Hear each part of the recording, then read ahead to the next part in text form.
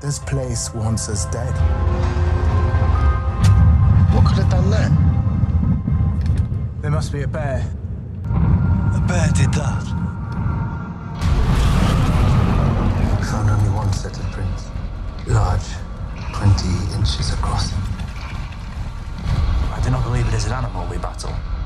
Not a man, not a bear. Then what? It's the ice, Georgie. It's only the ice. Welcome to Ice Cold. The Double P Podcast Network looks at AMC's The Terror, based on the novel by Dan Simmons. My name's Bubba. You can find me on Twitter at Fit and Trim. That's FITTENTRIM. At Fit and Trim on Twitter. With me, as always, is someone whose nose and mouth don't know horrible from supper. It's Catfish. Catfish, how you doing? I am doing great. You can hit me up at CJGman67. And returning champion from last week. Ding, ding, ding. Somebody who, let's just put it this way, is bootless.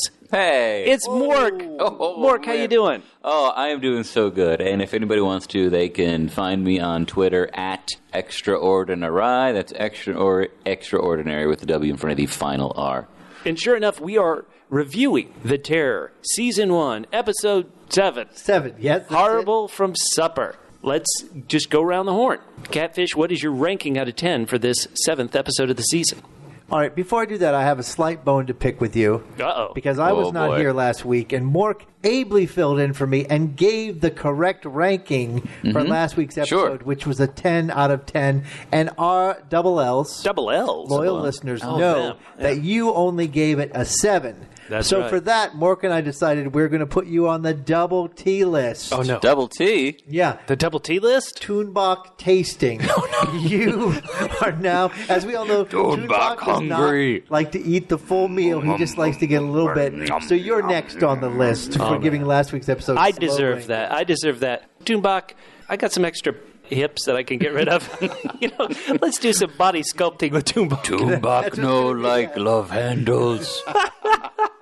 If for somehow you are new to the Ice Cold podcast here on the Double P Podcast Network, we are trying to liven up. We are trying to liven up this great show, but this great show which can go dark. Well, I'm going to give this week's episode 9 what I like to call double S's. Double S's? Yeah, silent spoonings. Aww. Because when you're cold out there, it's nice to be able to spoon silence because she's warm and fuzzy, unlike Hickey, who is hangry. Oh, yes, he is. Baby, it's cold outside.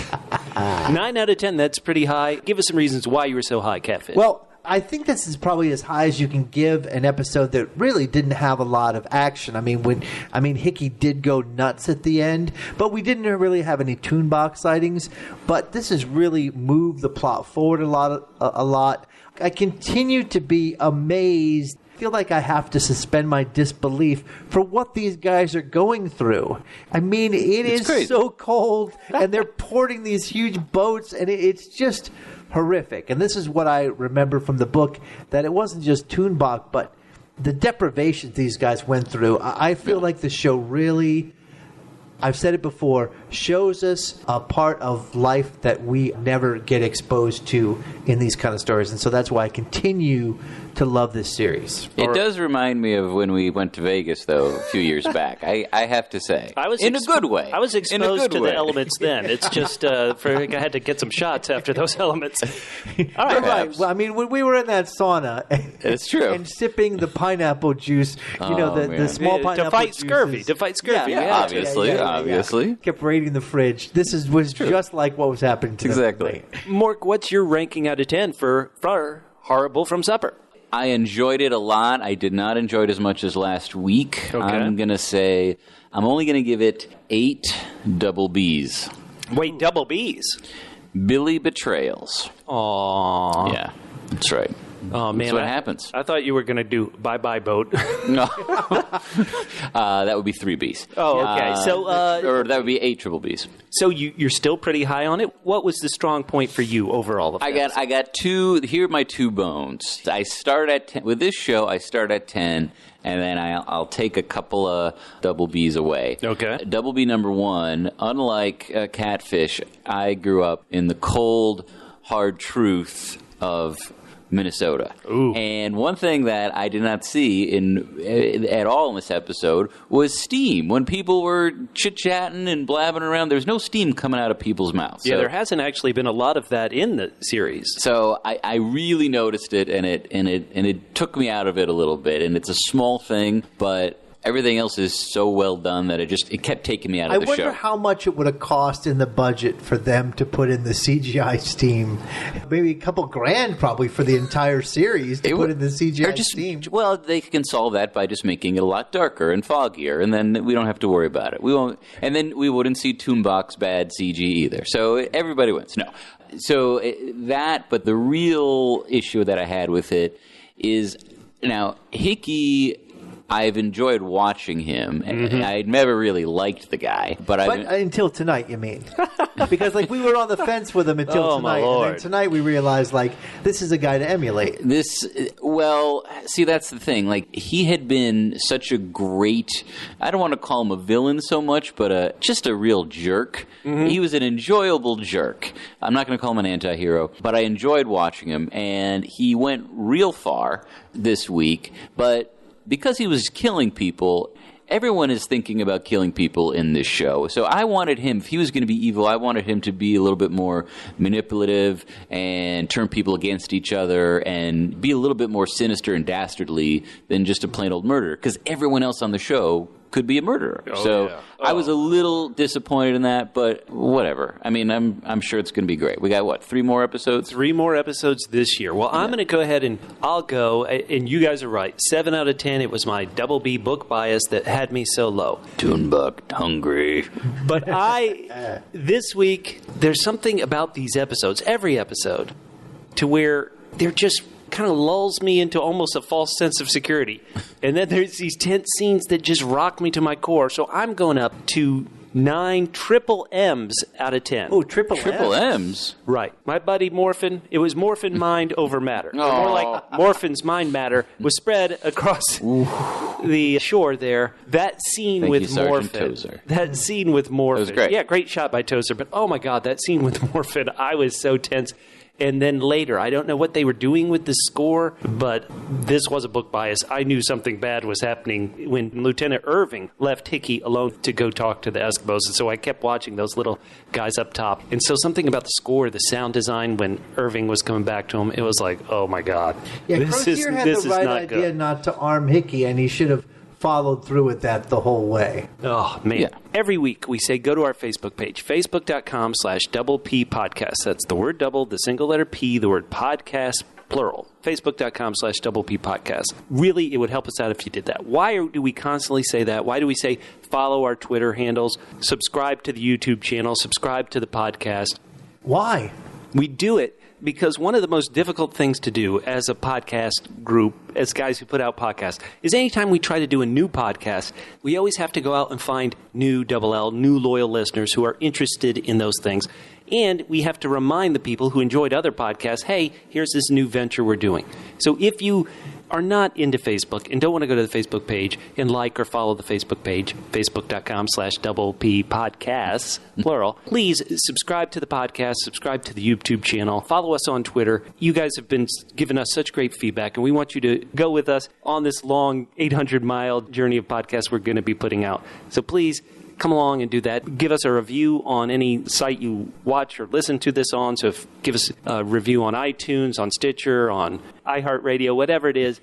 Anything you could do to help us out, because we love you and we need you to give us a little love back, if that's okay. Yeah, and then this way we don't have to put flyers under your windshield. All right, so we are going to break down this episode. But before we do, guys, and before we get to some great Double L loyal listener feedback, including some from Peter Connolly, first name, last name, Masato Tanaka, Susan M. Dunkel, Matt Foster, Morgan Keon, Carson Young, Maestro 4202, Bo Shaver, and Jeff Darnell.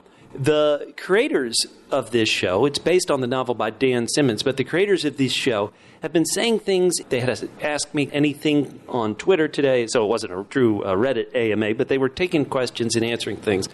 And so I just wanted to throw some of the things they said out to you guys, and you guys give me your thoughts to this. All right. The first thing, they have their own podcast, which isn't ours, shameful, but they've only put out 2 episodes of their podcast suckers. dedicated. So they had Dan Simmons on it, and they were talking to Dan Simmons about making this show based on his novel. And one of the things they said is, no one would ever make this show without the monster. Do you think in today's, there's 1,000 different shows, 500 different outlets, would they have actually made this show? Would anybody have coughed up the money to make this show if there wasn't Tuunbaq, if there wasn't the monster in it? And would you watch it? It's just a hypothetical, but I thought it was real interesting that they said that.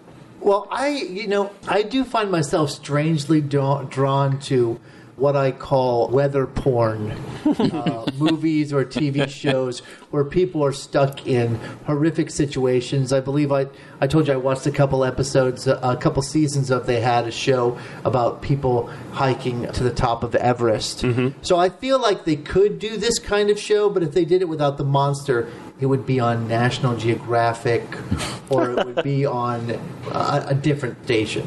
Yeah, I think someone would do it. It'd be a different show, and it would probably last longer because it would it would take longer for everyone to kill each other. So, but I think, and they're also, I was actually just reading today, I think Mads Mikkelsen is doing he's going to be in a show called The Arctic. Oh, wow. I don't know.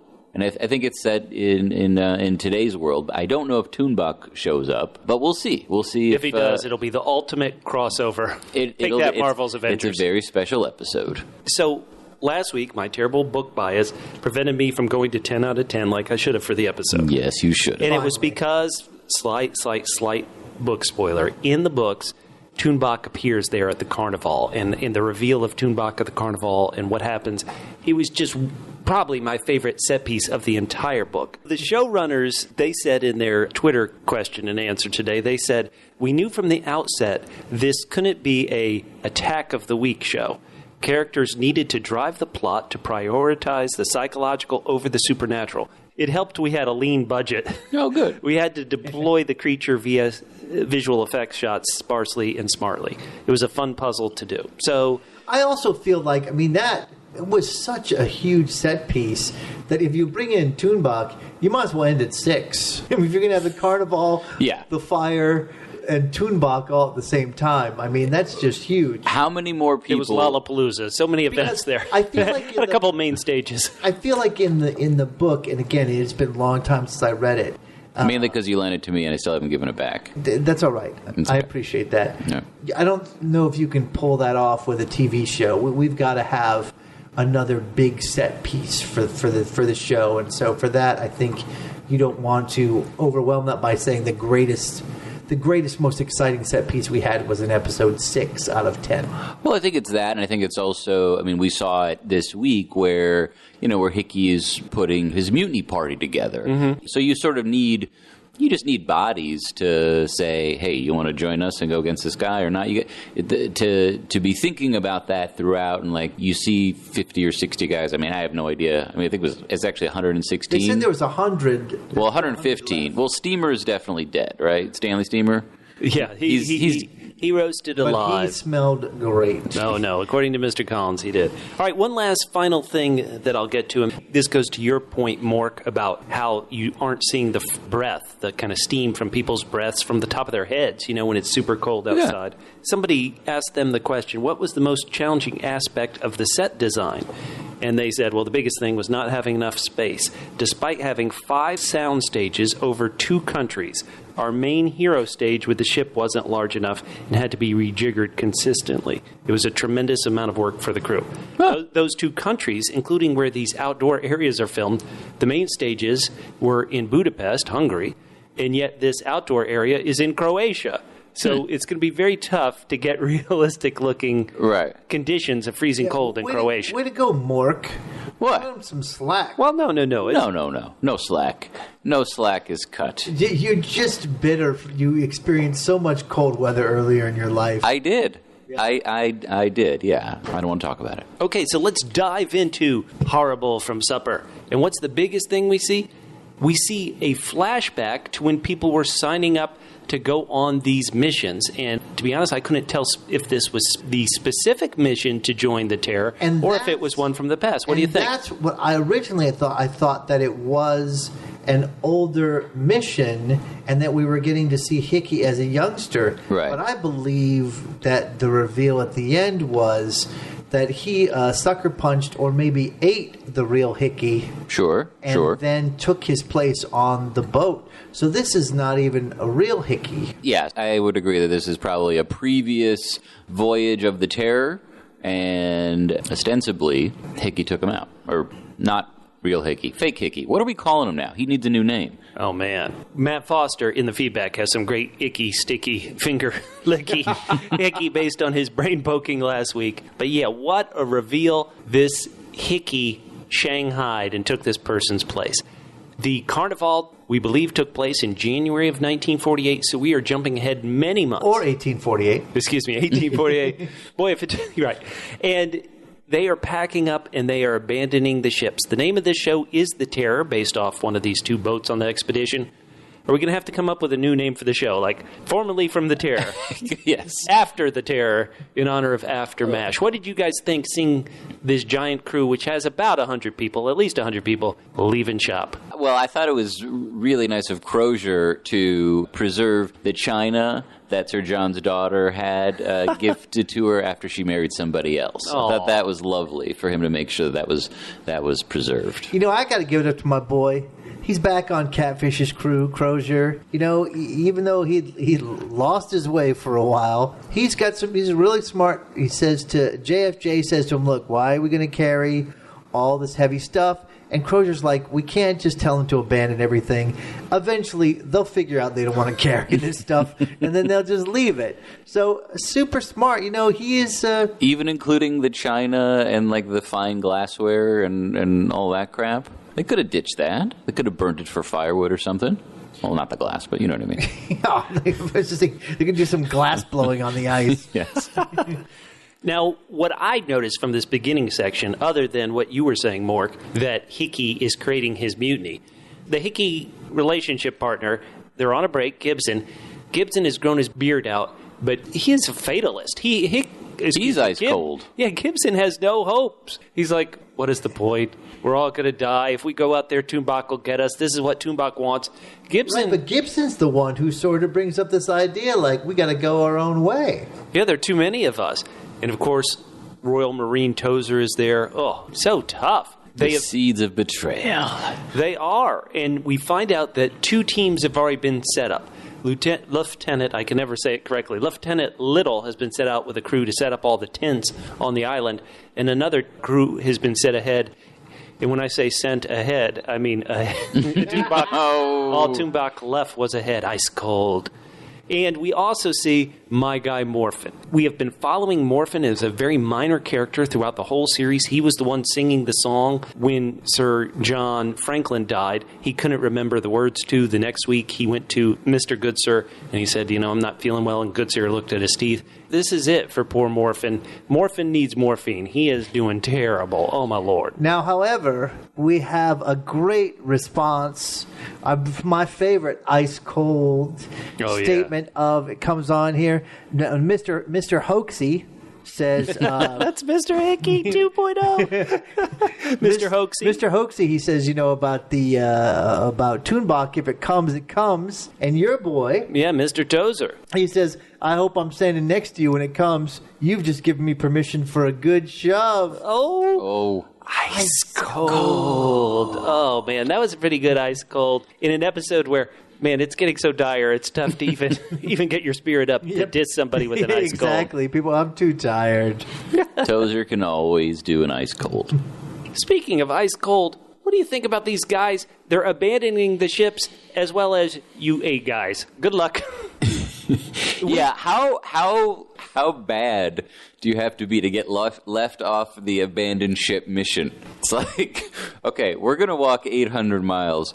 But you guys just stay here. Like, how shitty do these guys feel about? They can't even do that. So do you think the one guy who says I'd rather die sipping English tea than being out in the cold? Do you think he really believes that, or he's just put on a brave face? Or how about this? It's like, Mork, how much do you love American coal?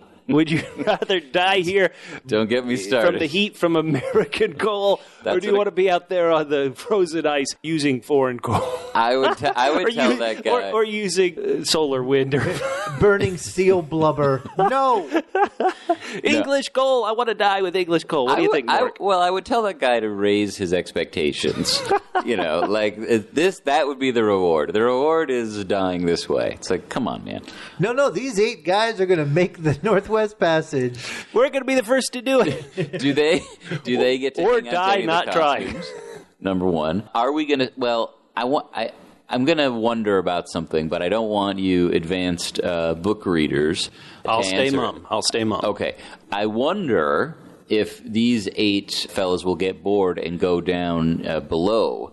Below the ship, where because it was Crozier made such a big deal out of shutting the door to the below decks, to the Ollop. Was it the Ollop deck? I've never been on a boat like this. The Orlop. Orlop deck. Thank you, Catfish. I just wonder. I think the only thing Crozier could have done better is before he left, if he'd made up a bunch of dummies and they left behind some shirts, so we could use those 8 guys to keep Tuunbaq by the ship.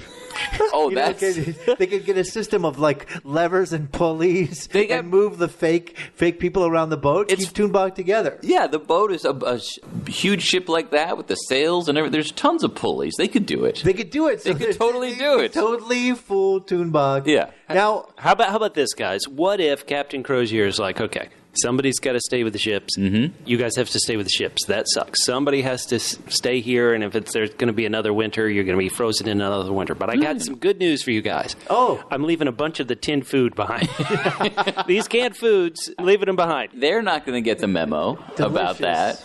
And right? You guys get all the lemon juice. You get as much as you want. All the lemon juice. You get as much as you want. Again, it's been a while since I read the book, but I would like someone to explain to me, because as someone who has forgotten, why the heck are you bringing Lady Silence around? Tuunbaq seems to have an affinity for her. Leave her there on the boat so that Tuunbaq hangs out by her. It seems like, I mean, she can't really communicate with any of the other Eskimos now. She doesn't have a tongue, so she's not going to be a good entree into communicating with Eskimo. Well, they Why speak the heck a little. Are you bringing her along? Yeah, I don't. Would you say it's the romantic ideal of these soldiers? We wouldn't leave a woman out here in these elements all by herself. I mean, where she lives? We're not going to leave. Yeah. Well, that's the thing. Hold on. They want her help. Yeah, they want her help. I would assume so. But this also goes back to the very beginning. This isn't where she lived. She lived out on the land, and they shot her father, and then they brought her all these miles to the boat. She didn't live out here on this ice pack. Okay, so they're bringing her back, but. Again, have they not figured out that she has got some sort of relationship with Tuunbaq? Well, she ain't gonna tell him.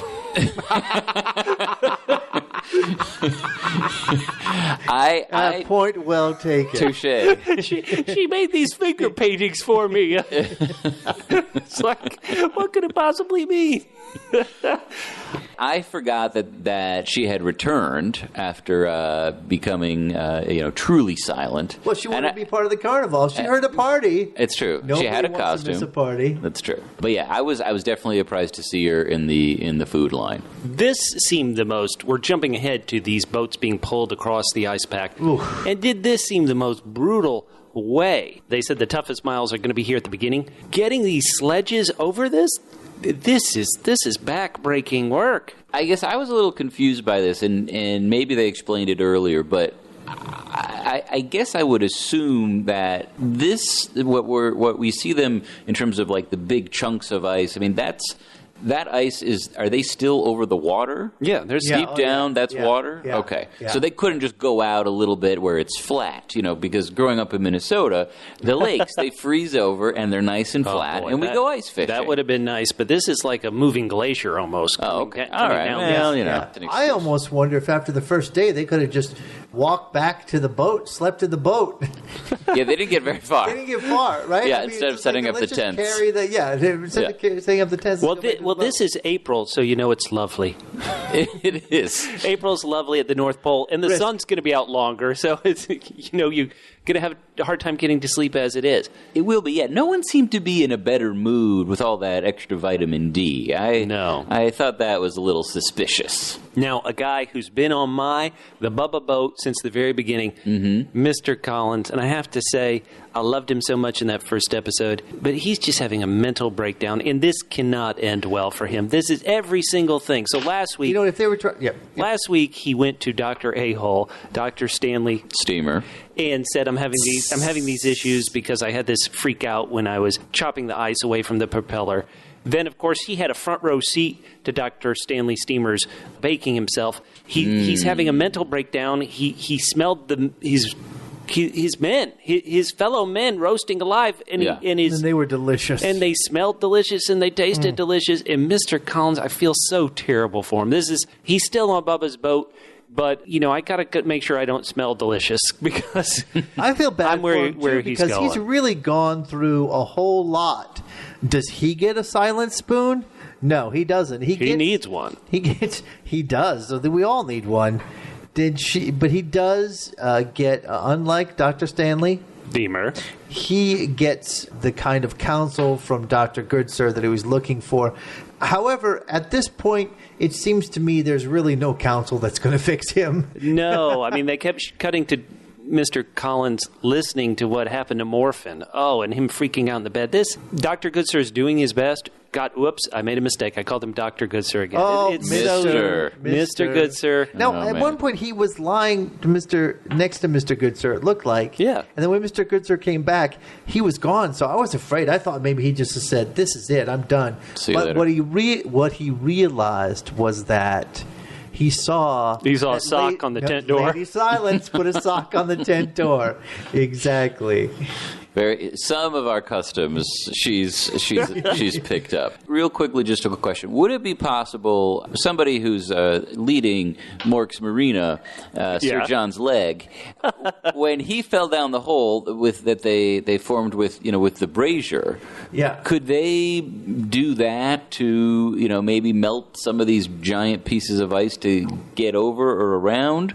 It seems like that would take just far too much time. Well, if they held a carnival on it, that creates a great big fire.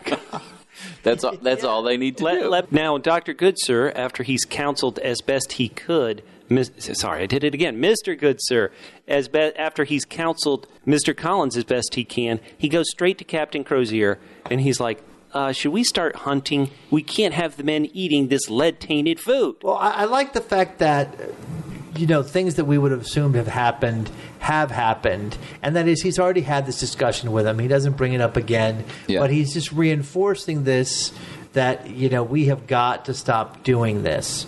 And so the captain is like, again, he's realistic. He's my boy. He's back on Catfish's crew. Mm-hmm. He's like, we can't do anything now. We're just going to have to suck it up until we can. And in the meantime, ixnay on the disease nay. What do you think, Mork? Well, number one, that dog should have realized I'm the only one around here with 4 legs. Neptune. So, number one, that monkey, gone. Tuunbaq, don't see him anymore. Maybe it was his choice, maybe not. But I'm the only one on 4 legs. I'm going to not bark. I'm not going to remind people that I'm here. And he was yapping away, and then wouldn't you know it? Yeah, everybody was like, that dog probably gets as much rations as we do. I wonder if Captain Crozier's like, I love this dog too much. Don't give him the canned food. Well, that's probably why he needed 16 bottles of whiskey to share with the dog. I almost want to, as evil as he is, as evil as he's become, as I call him the little finger of this show, he's become... Mr. Hoaxy, he is so slimy and smart. He sees anything anybody says as a way to kind of, how can I use this to my advantage? How can I use this to my advantage? Yeah. So when he sees Mr. Goodsir pull Lady Silence away from the food line, he's already, even if he doesn't know the real answer, he's already thinking, ooh, how can I use this against people? Oh. Yeah, no, his wheels are always turning, and that's why he is so compelling. That's why he is so much fun to watch. He's a little bit. I'd be a little concerned if I was him. He is a little loose-lipped with everybody. He could have lost it tonight trying to drag in people. Oh, yeah. Too many people. For sure. Yeah, no, he almost overstepped a couple of times, but, he just kills them, I guess, at this point. It doesn't really matter. Yeah, there's no such thing too far that he can't turn back. Now, we do not see, however... What? We see that he sort of gets rid of these two guys in a very sad way, but we guess we'll see what happens with him, how he's going to explain this next episode. Oh, yeah, it is a great / terrible cliffhanger to go out on. Speaking of something else that's great and terrible, but really just terrible, Tozer and Morphin. So Tozer, we've seen, is kind of being tempted and pulled towards Hickey's way. He and Morphin, the guy who's got lead poisoning and pretty much going mad, they come across another sledge which had kind of been leading the way. It had been attacked. The crew that was pulling the sledge, they were all decapitated. Now wait, whoa! But aren't these aren't the people who left a long time ago? Look at these heads. How horrific. How terrible. Should have worn, a lot of people don't know this. You can get sunburn when the snow is out. They should have worn sunblock. So he says it's Lieutenant Fairholm's sledge party. But oh my lord. Captain Crozier, you may love him, but he tells Tozer, he's like, okay, you guys tell anybody, it's a court-martial. What he doesn't know is that Tozer has already been tempted to the Hickey side. Tempted Tozer. Right. And we should all just assume as viewers, I think, that Tozer told Hickey about this horrific event. Absolutely. Oh, yeah. No, he totally does. Now, you see, we sort of gave Captain John Ross... R.I.P. The first one of the original Tuunbaq tastings. You mean John Franklin? Sorry, John Franklin. One of the original Tuunbaq tastings. A hard time for sort of hiding things from the crew, but you can see how you can't really much bring them in on everything. There's a sense of order and a sense of almost like I'm a parent to this crew, and so I've got to protect them from things that are just going to be too difficult for them to deal with. Once again, Catfish is sticking up for the man. Well, the man in this case is Captain Crozier, who, when we cut back to him, he was helping pull one of these boats. Even though he's the leader of this party, he's not like Sir John Ross, who they mentioned a couple last week. Blanky mentioned in his awesome monologue about how he was riding on top of this thing they were pulling to safety. Crozier has tried to be one of the men. They get up. He has. He's shaving himself now. Man. That's tough. The final step. That's tough. Listen, I know anarchy. Mork, you give people a hard time for not experiencing as much cold as you did. Mm-hmm. Have you ever shaved yourself with a straight razor using water that's probably just barely over freezing? Whoa. My legs, yes. My face, no. Okay, well, it's reasonable. So JFJ, who we saw, he was suffering from something last week. Remember when his scalp was bleeding and he noticed that when putting on a carnival mask? JFJ this week seems to be doing okay.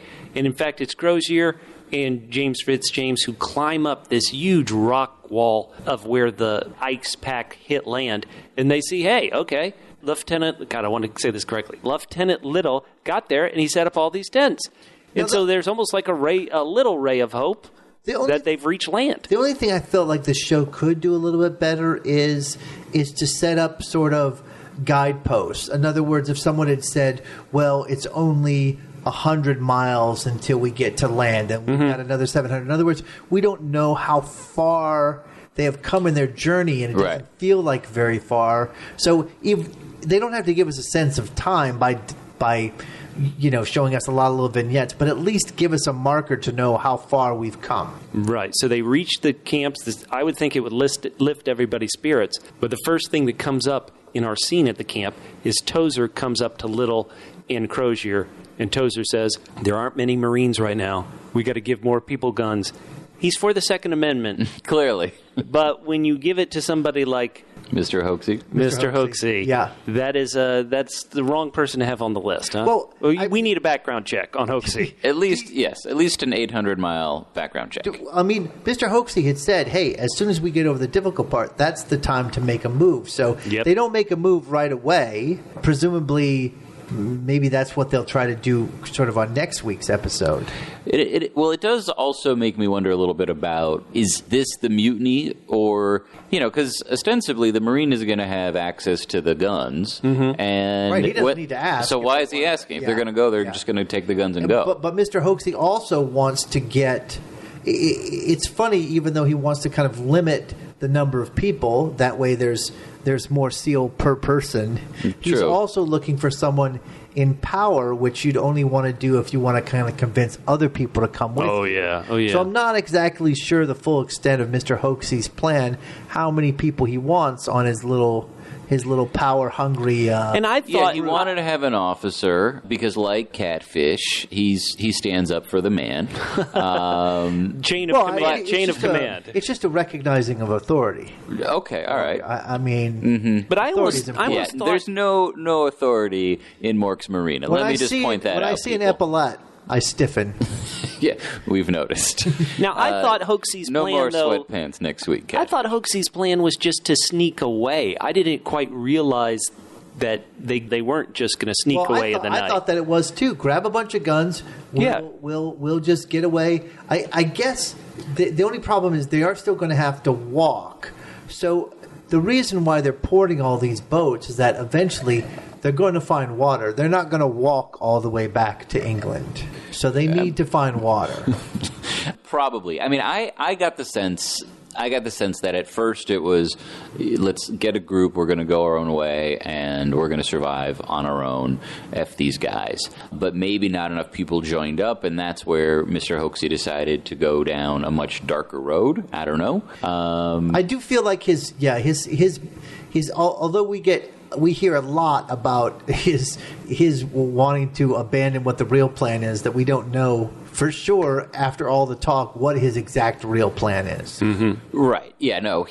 Maybe there's another ship going somewhere and he's trying to steal someone else's identity.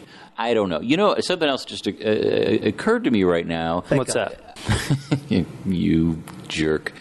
Something else that I missed about this episode. Yeah. Who really is the only person I want in Mork's Marina is Mr. Blanky. Yeah, he was light on this episode. He was light on the episode. Light on his foot. Is it because maybe they didn't attach his the ski attachment to his peg leg? I don't know. I just hope that he's like with the group and he's not trying to catch up, like he's not like 10 miles behind. They were going so slow, I think even Mr. Blanky can keep up. Well, I hope so. But he and Mr. Hoaxie, I think, they're gonna have words. I'm just glad that they didn't rate another Mork minus for the episode.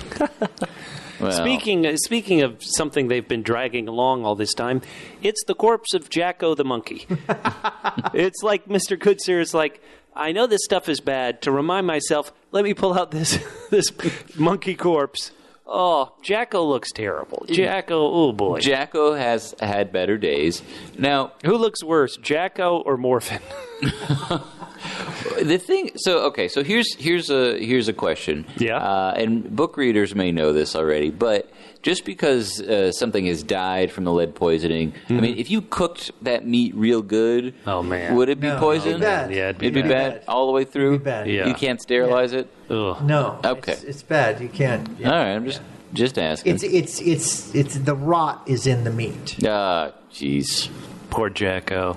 Squelch alert. Mr. Goodsir, he pulls out Jacko's corpse. He looks at it and he says, I am trying. I guess he means I'm trying to get the man off this terrible food. Right. I thought he meant he was trying, because he was moving Jacko's head around. So I thought he was saying, I'm trying to pose you in a very attractive position. Well, look. Maybe put some little tambourines in his hand. Mr. Goodsir knows that there's no more carnivals on this voyage, but there's no reason why the men shouldn't be allowed to enjoy a puppet show. Oh, man. So maybe that's what he was trying to do. He needs some strings. That's it. They got some ropes and pulleys. And some tambourines. And, No, they left all the pulleys behind for the fake men for the fake men, yes. Yeah. All right, so let's get to it. Oh, geez. This scene leads into certainly one of the tensest moments in the episode for me. I went really high in my rating, mainly because Morphin breaks down. He falls down, collapses, and you think he's dead, but he gets up, and him calling, my head, cut it off. This guy wants to be put out of his misery, And I don't know if there's enough. If there is morphine, is there anything you could do just to knock him out? Because this guy's in pain. There's the coca. Yeah, the coca. The coca. Listen, I'll take the coca.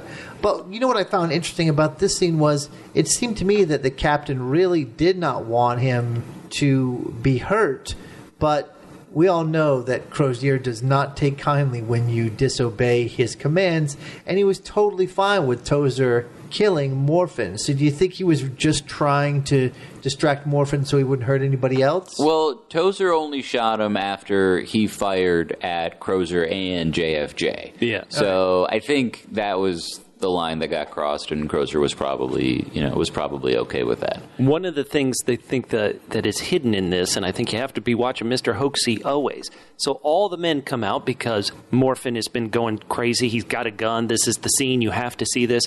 Where does Hickey go? Hickey goes off like he's going to start looking through people's tents. That's what I immediately thought. Hickey's like, well, now I can see what's going on through here. Even Lady Silence comes out for a bit.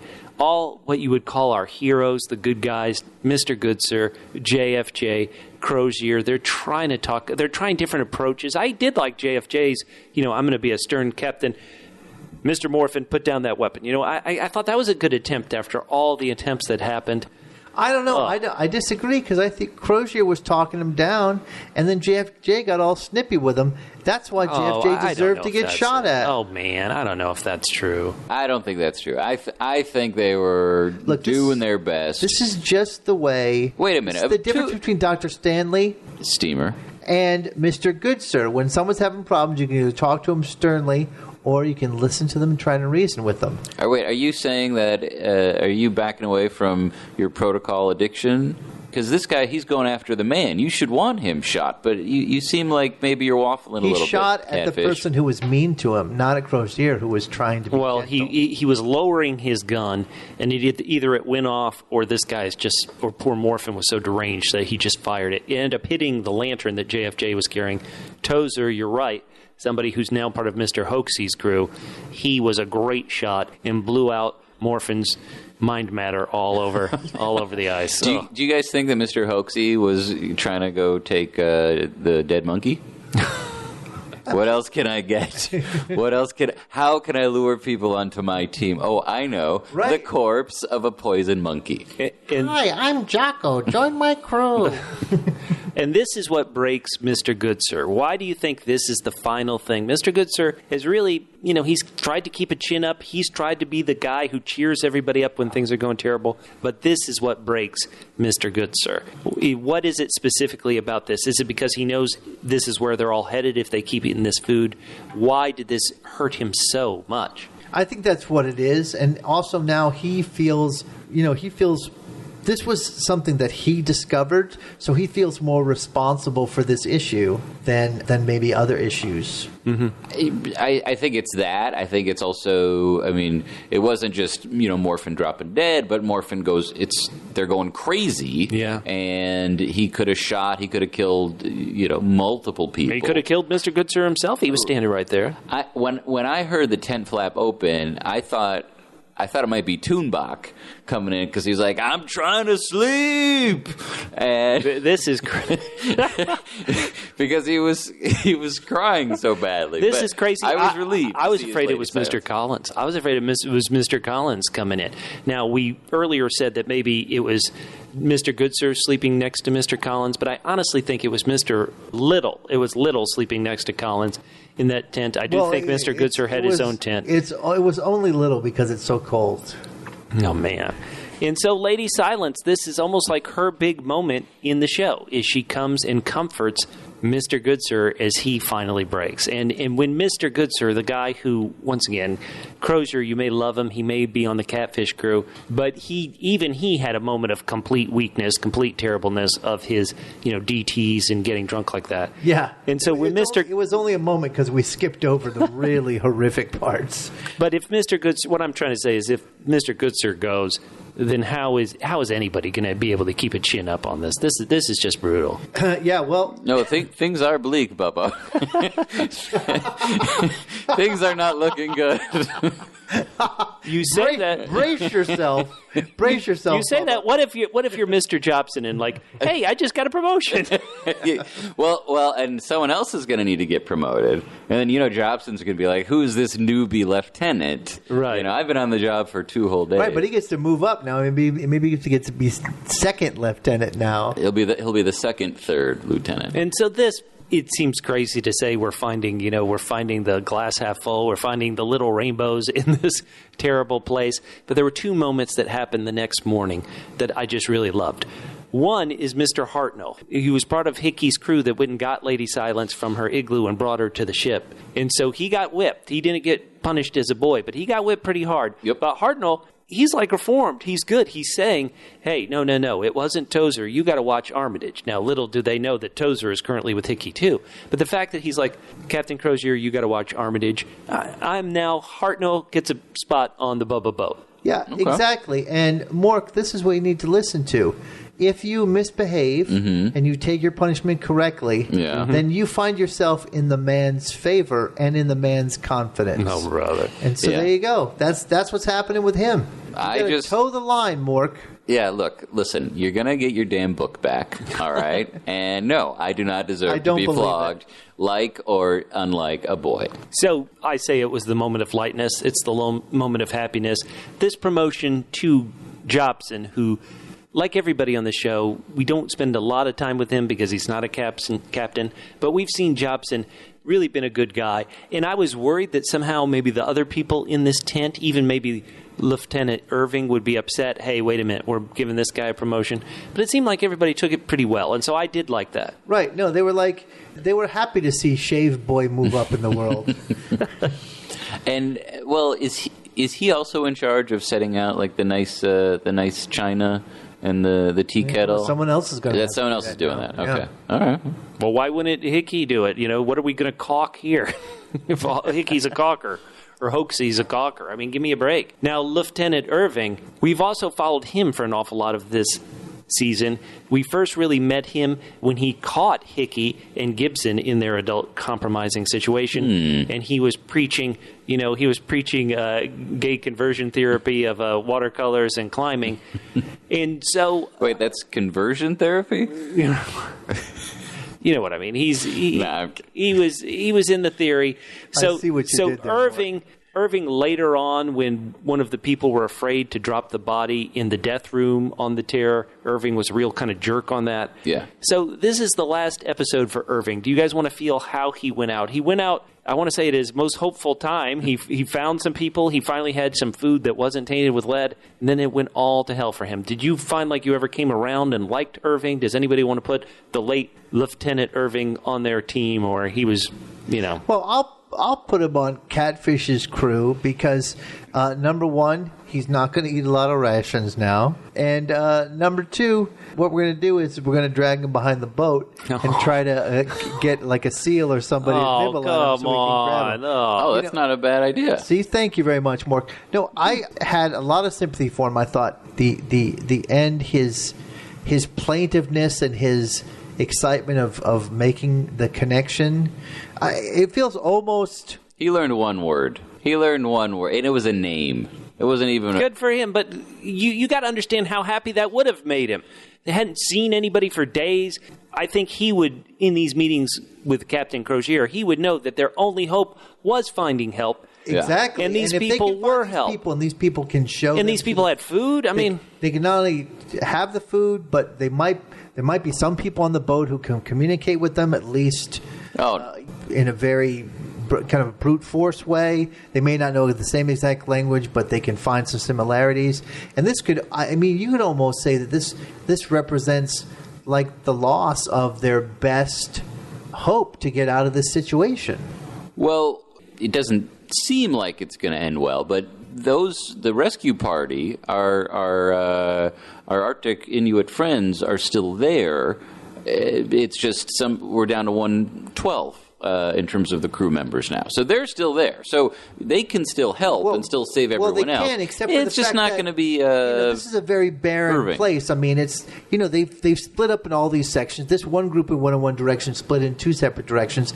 It's unlikely that just because they're out there that they're going to bump into these guys again. Well, okay, so let's pretend, as we often do when we're alone in our respective tents, that we're Mr. Hoaxy, and you just killed 2 crew members. Yep. You don't really get anything out of it. It's not like they have jugs of wine or backpacks full of food, and then you see, oh my gosh, there's 6 or 7 people here. How do I become the hero? I'm going to bring them back.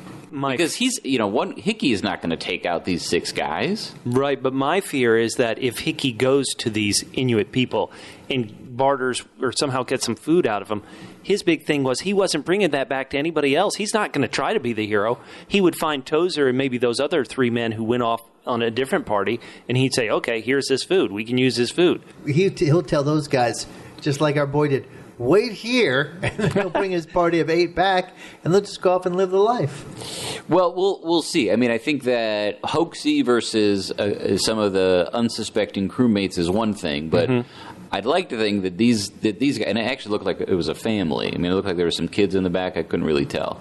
The coats were not form-fitting. I mean, they were great. You could tell that they were kids because they were playing I Spy. Okay, all right, touche. Do we want to pour one out for Neptune the dog, who apparently, now guys, believe me, he was out walking on the ice and he broke a couple of his legs, okay? I found him like that.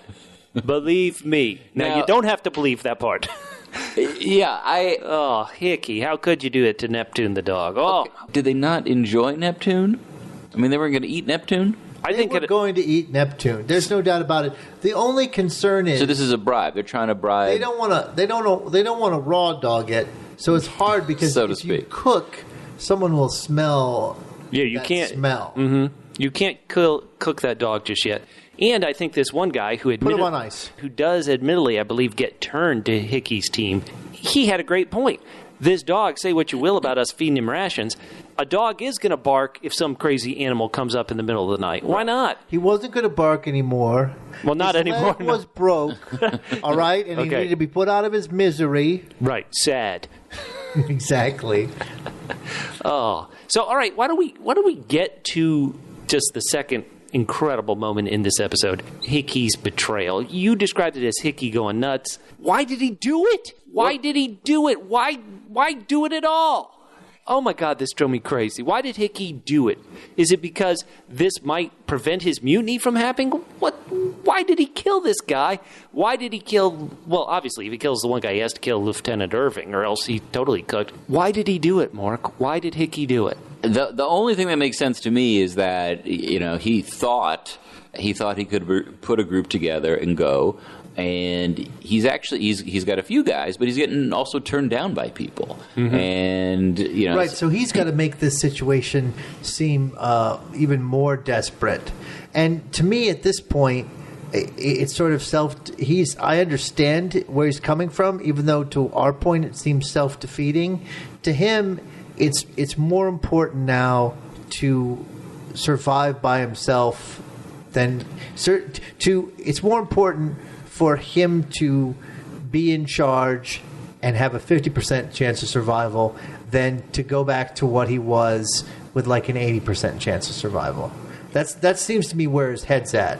Well, first off, I think both of those percentages are a bit high. From his point of view, you've got to be thinking he needs to hang out with the guy who was satisfied to die smelling English coal, and have his those guys are thinking like we got like a 40% chance. Yeah, those guys are like, yes, the glass of coal is half empty. No, but I don't know what his plan is at this point. I mean, I don't know how he's going to... Number one, he's not a people person, and I don't know how he's going to... He is. He's a killing people person. Yeah, I mean, he's in that he's, I think, this is also another thing that kind of bugs me about Hoaxy, is that now he just sort of feels like he's kind of a psychopath, Well, he's made that turn. He's made that turn. Yeah. And maybe this scene, which reveals Hickey as a hoaxy, is to show that he always was kind of a psychopath. Right. But I don't see him, I mean, so he's sort of like BSing his way through this, but... Well, he is actually British. He knows he knows enough about being on a boat, but I don't see how he's going to con Irving's, new friends. And so I just don't know what his moves are. He can run off on his own, but he's got fewer people. Well, we'll see. I mean, you know, Bubba, and you're just not saying. I think it's the I would rather reign in hell than serve in heaven. That's where he feels at this point.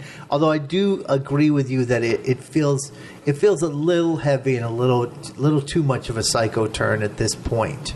I feel like, based on what I know nothing that's coming. So right. Yeah. Right. No, but I'll agree on that. But I also think that. The funny thing is, obviously, the situation is so dire for these guys that we didn't need a huge heel turn from Hoaxy to make things bad. Things are already bad. Right. Like I said, there's only a 50% chance they live. Well, how about I'm this? How about Hoaxy- this? What if you're Hoaxy and you he was telling these guys he's trying to convert, the captain is lying to.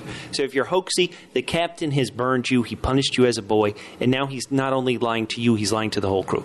If you're Hoaxy and you know, okay, all this food is poisoned, it's going to kill us all, and you know that, okay, even if we find these Eskimos and we share some food, there's not enough for these 100 men. Maybe it is, survival of the fittest. I'm going to make sure that my percentage of this food we get can keep me going. So you're saying it's his one-man plan to weed out the crew one at a time? Why wouldn't he just... I don't know. I'm just throwing it out as an idea. I think that makes sense. Why wouldn't he just say to these guys, hey, who wants seconds?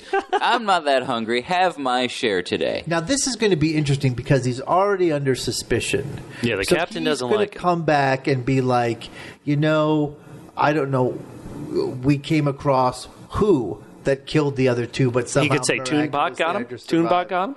He could say Tuunbaq. I mean, the interesting thing is, this was a Tuunbaq-less episode. No Tuunbaq in this episode. No Tuunbaq. But also... Yeah. As far as we know. Unlike where we've seen Tuunbaq in the past, it's been in the winter. It's been dark. Mm-hmm. It's been the stuff is swirling around. So he had a lot of places to hide. Mm-hmm. So there's no out here in the rocks. Captain Crozier says it earlier, man. We if we see something coming, we got time to wake up. We can have a little coffee. We can shave. Sure. Neptune will start barking. It's great. Yeah. So wherever Where is Neptune? wherever Tuunbaq is, he's hiding far away from them right now. Yeah. Oh, and maybe Neptune got it when I remember how I said Hickey/Hoaxy when everybody went to see what was going on with Morphin.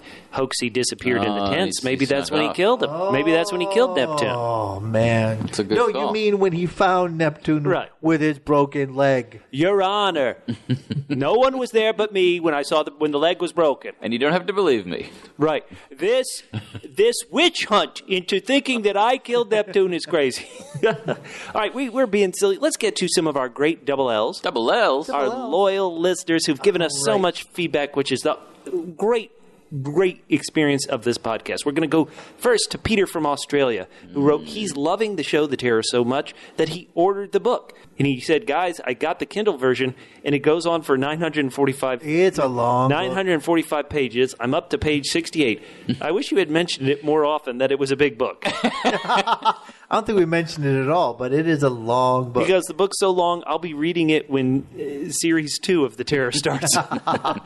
He said he agreed with you, Mork, that episode 6 was great, and he gave it 10 as well. And Catfish, you went up to 10 on that one as well. I did indeed. Now I did ask Peter from Australia. I'm like, oh, you're watching this on Australia. What channel is it on in Australia, or is it on Amazon? How do you watch it? Peter responded back, don't tell anybody, but I illegally downloaded it. It's Peter. not on TV here yet. Well, it's a good thing you didn't tell anybody. Well, he bought the book, so... Yeah, or did he steal the book? Just consider me your Mr. Hickey, Peter, because I just betrayed you very much. You just got hickeyed. Somebody on YouTube who has this great username of first name, last name, gave us a note which just said, what a great episode of both The Terror and the podcast. Thank you so Oh, much. thanks, first name, last name. Oh, boy, that hurts my feelings. Oh, no. Okay, somebody whose name I'm going to mess up, but they had a question. This person was worried that Lady Silence died in the carnival last week, but obviously they didn't. What was that loyal listener's name there, Captain? Masato Tanaka. Right. So obviously you saw Lady Silence did show up with the destroyed tongue last week, but it turns out that Lady Silence is doing okay so far and doing the silent sleep. The silent, what did you call it? Silent spooning. Silent spooning. Aww. Oh, so good. A great double L who we seem to have found with this review of The Terror. We love her so much. Susan Dunkel said, Oh, we're sorry, Susan.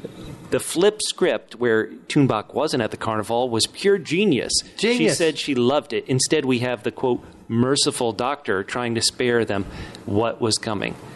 She said the really startling realization about last week's episode is that Dr. Stanley might have been correct. It might be better to die there together quickly than to face the horrific, drawn-out events of slow starvation, lead poisoning, scurvy, depression, disease, and then eating your friends and possibly eating your friends' fingers. Well, look, or you can pick your friends. freezing to death. She goes, I know we were shown Dr. Stanley was suffering from acute lead poisoning. Oh, that's interesting, from the reference to nostalgia. So apparently nostalgia is something, and this is one thing the creators have said in their 2-episode podcast, that, nostalgia is actually part of the signs of lead poisoning. Oh, boy. Oh, really? Better check myself. Yeah. What about Remember vinyl? that? Remember when we started this podcast, right? Lead! She said to herself, death by whiskey, why didn't Dr. Stanley think of that? Well, in some way he did. He poured it all over himself before he lit up. Not the way. Now, not the easy way. What I love that Susan wrote at the end of it, she said that episode also was a 10 last week, and then she wrote, Jobson needs a raise. Well, he got one. Hey! He got one, so... So did Mr. Goodsir. All right. Oh, boy. Here we go. OG Matt Foster, otherwise known as Fat Monster. We love Matt. Mr. Hickey, more like Mr. Picky. You can pick your friends and you can pick your brain, but you can't pick your friend's brain. If I had a nickel for every time I was trying on a dress and started bleeding from my forehead, like these guys don't have it bad enough, and now all the best costume ideas have been taken. Oh, no. I think the real terror is trying to figure out which John is which. Hashtag too many Johns. Too many Johns. Sir John Ross, Sir John Franklin. 800-mile comparison in terms we can understand. That sounds like a tough road trip stuck in a car, let alone walking. You're goddamn right. In honor of that, let me sing my quick Mr. Hickey song from last week. Let's hear it. Okay. Oh, Hickey, you're so fine. You're so fine. You squelch my mind. Oh, Hickey. Mm-mm. Oh, Hickey. Squelch it. Squelching. Oh, no. We also got some great feedback from Morgan Keon. Morgan wrote, Morgan's motorboat has always had Crozier in it as part of her crew, even when he was drunk. Drinking the gasoline She goes, out of the I have engine. always believed in Irish grit. Heck yeah. Yeah. He knew- And Irish spit, which is what he was doing all over his costume. She writes, he knew Just when he turmoil. had gone too far and what needed to be done for him to get through it. She goes, she's listening to the novel, the book, slowly. Okay. And It's 900 pages. Of course it's slowly. And she's like, all she hears is cold weather slops one more times. And darn if this episode didn't use that line. So apparently in the book they use cold weather slops all the time, meaning the clothes they wear when they're out in the funny. cold. She goes, I never liked Dr. Stanley. Even if going mad, he was still snooty about Mr. Goodsir. Oh, my God. 2 things about the carnival, as it had been noted, this was also unprecedented. The design of the tent was almost maze-like, and that made the rush to get out of the fire even worse. That's a good. really good Very poise. smart. And she said, now about the exposed-brained Marine. I don't think he's made the trek. I think he might also be staying behind to be the first one on the Northwest Passage. Oh, yeah, great. An honorary. They can also use him as their figurehead. They can just tie him to the front of the With boat. the pulleys. Yeah. Yeah, bait for Tuunbaq. You know, I do have one bone to pick with her, though. What's that? When she said when Crozier realized it was time to change his ways. He realized that when he ran out of booze and refused to drink his father's gin. Aw. She says, I don't know what boat Hickey is on, but he would be walking the plank. Oh, love it. She says, finally on Goodsir and Jacko, we have to step back from our modern way of thinking and realizing that Goodsir is gathering evidence. More like gathering corpses. I want Goodsir, Blanky, and Crozier on my motorboat, but because I'm not sure what's going on with bleeding forehead JFJ, but I don't think he's going to make it. I don't fault JFJ for the carnival at all. That was something we talked about last week. Right. She said, keep the podcast coming. Love it. Thank you so much. Oh, wow. Thank you. Yeah, that is something that I wish they'd sort of just referenced a little bit. Blood streaming out of your forehead is typically a bad sign. And well, let's refer to the doctors. Oh, there are none. Well, let's refer to the mistress. I'm going to need some cocoa drink. Yes. Coca. Now, Coca more wine. on JFJ, Carson Young says, what could be causing Fitzjames bleeding from the hairline? On the AMC episode Extra, when Harris mentions disease and scurvy, they're showing him looking into the blood on his hairline. With a title like The Terror, it could easily just be a double meaning of the ship and the monster. But they perfectly throw in disease, starvation, madness, etc., making just altogether foreboding and bleak. And people wonder why we try to add a little levity. Right. Could we make our podcast more bleak than the show? Now, Maestro4202 says, thank you guys for what you do. I said, thank you for responding to my comments. The show is blowing up. Go Terror. Heck yeah. One thing that just sort of popped through my mind, and it's a somewhat attempt at levity, but what if JFJ's blood is coming from his toupee is just too tightly that wig that strapped on? Good point. And then Tuunbaq is going to catch him by the toupee, and that's how JFJ will make his mistake. But then he'll kill himself because he's bald. I thought you said you hadn't read the book. Well, all right, we had Bo. Bo wrote such a good episode he was talking about last week. He said the stress on the boat and the lead poisoning destroying their minds, it's incredibly frightening. Also, great pod, guys. Keep it up. Thank you so much. And our final bit of feedback is from Jeff. Well, Mork, what did Jeff say? Oh, boy. Here we go. All right. This is Darnell's dinghy coming up. Hoaxy stabbed the Terror's Dr. McDonald, so no doctors anymore, just Goodsir, which I don't understand how a surgeon wasn't a doctor then. I believe he must have been like a pathologist before they were considered MDs, if there ever was a time.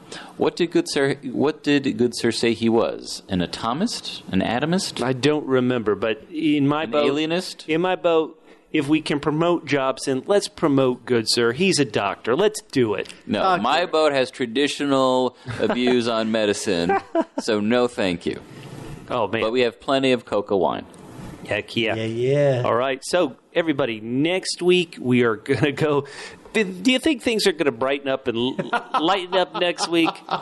What do you think? I think both figuratively and literally, the carnival was the brightest things are going to get on this show. Oh, terrible.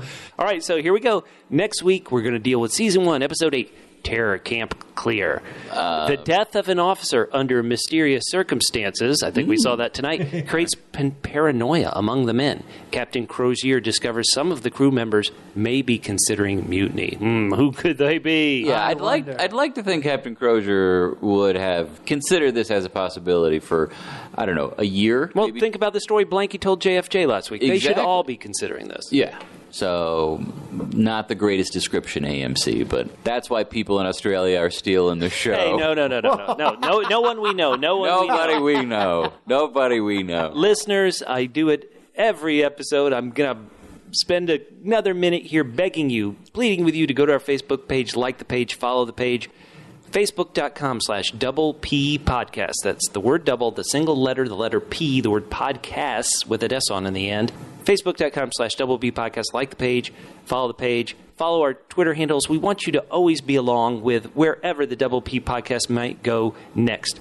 For everybody here, Mork, why don't you let the listeners know how they can follow you on Twitter? Well, they can go to Extraordinary. That's extraordinary with the W in front of the final R. And if you want to tell Catfish off for these corny jokes he's been telling all episode long, hit me up at CJGman67 on Twitter. Join the Bubba Boat at Fit and Trim. That's FITTENTRIM at Fit and Trim on Twitter. And next week, maybe there'll be a couple more because there weren't too many ice cold moments. We'll see you later, hoaxy. Hoaxy. Hoaxy. Hoaxy. Hoaxy.